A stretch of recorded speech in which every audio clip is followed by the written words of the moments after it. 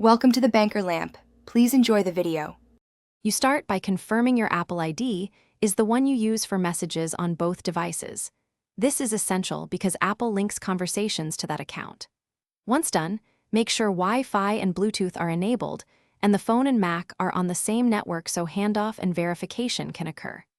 Next, check for updates and install any pending iOS or Mac OS updates.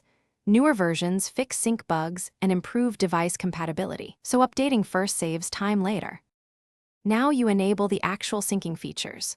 On your iPhone, go to Settings, open Messages, then Send and Receive.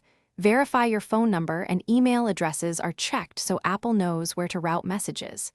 Then enable Messages in iCloud under your Apple ID settings to store messages centrally.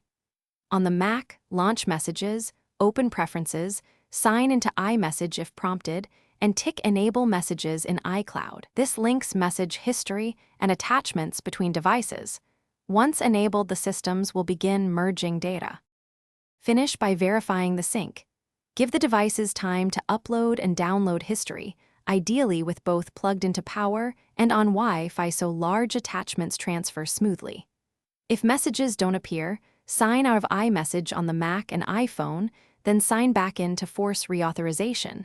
This often resolves account token mismatch issues. If problems persist, reset network settings on the iPhone or check Apple system status. Sometimes server-side outages or flaky networks are the underlying cause. Thanks for watching. If this was helpful, leave a like and consider subscribing. See you next time.